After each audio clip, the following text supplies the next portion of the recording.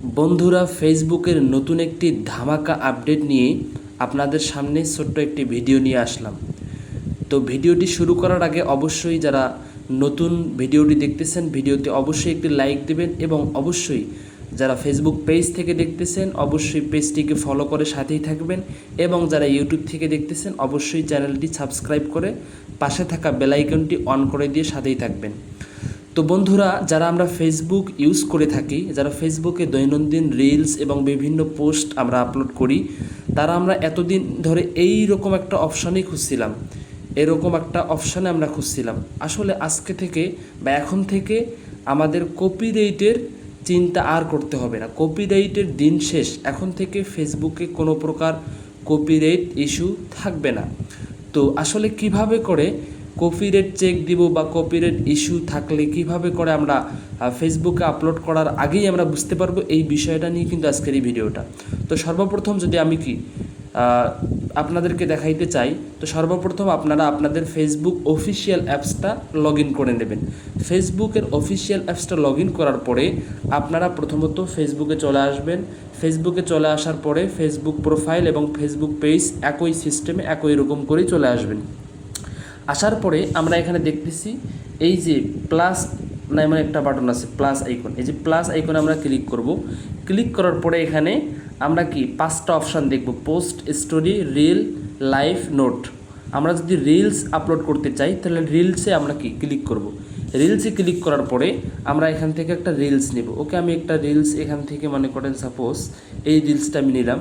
নেওয়ার পরে আমি নেক্সট বাটনে ক্লিক করলাম। করার পরে এই যে দেখতেছেন এখানে অনেকগুলো অপশান দেখতে পাচ্ছি আমরা, তাই না? এখানে প্রথমত আমরা ক্যাপশন দিব, দেওয়ার পরে হ্যাশট্যাগ ইউজ করব, ঠিক আছে?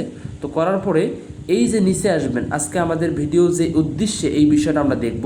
নিচে আসবেন, দেখবেন যে কপিরাইট চেক নামে একটা অপশান আছে। এই যে কপিরাইট চেক নামে একটা অপশান আছে, এই অপশানটাতে আপনারা প্রেস করবেন, ঠিক আছে? তো প্রেস করার পরে আপনারা এখানে দুইটা অপশান দেখতেছেন, চেক ফর কপিরাইট ইস্যু এবং save setting for feature reels, ঠিক আছে?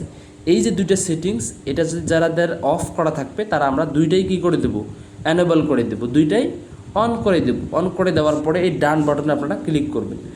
এরপরে দেখেন এখানে ইনেবলেট, এই যে কপিরাইট চেকের নিচে দেখেন ইনেবলেট হয়ে গেছে। তার মানে এই ভিডিওতে আমাদের কোনো কপিরাইট ইস্যু নাই।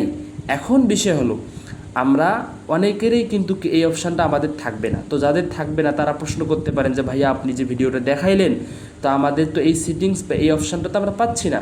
তো তারা ভালো করে এই কথাটা শুনে রাখবেন, যারা আমরা ফেসবুক অফিসিয়াল অ্যাপস ইউজ করি অবশ্যই অ্যাপসটি আপনারা আপডেট দিবেন। আপডেট দেওয়ার পরে আপনাদের এই অপশানটা কিন্তু চলে আসবে। ওকে, তো চলে আসার পরে আপনারা অপশানটাতে যাবেন। যাওয়ার পরে যদি আমরা এখানে দেখি, খুব ভালো করে লক্ষ্য করলে কিন্তু বুঝতে পারবো।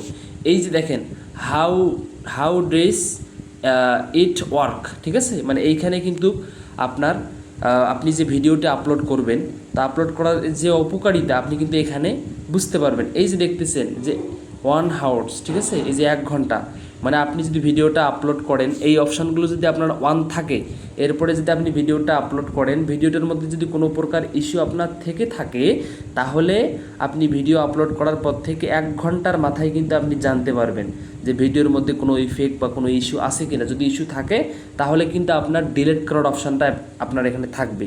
আর যদি আপনার এই অপশানগুলো যদি আপনার এনেবল না থাকে তাহলে কিন্তু এই 1 ঘন্টার মধ্যে আপনাকে ডিলিট করার অপশানটা দিবে না, আপনার ডিরেক্টলি কিন্তু রিস্ট্রাইক দিয়ে দিবে। স্ট্রাইক কিন্তু ভিডিওর মধ্যে দিয়ে দিবে। তখন আপনার স্ট্রাইক দিলে মনিটাইজেশনের ক্ষেত্রে অনেক বেশি কিন্তু প্রবলেম হবে। সো অবশ্যই আপনারা এই সেটিংসটা যারা দেখেননি তারা অবশ্যই চেক দিয়ে আপনারা এটা এনেবল করে ডানে অপশানে ক্লিক করবেন।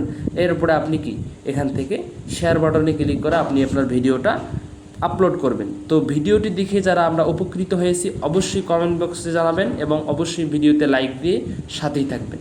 সো সকলকে অনেক বেশি ধন্যবাদ। নেক্সট কোনো ভিডিওর জন্য আপনারা অবশ্যই আমন্ত্রিত।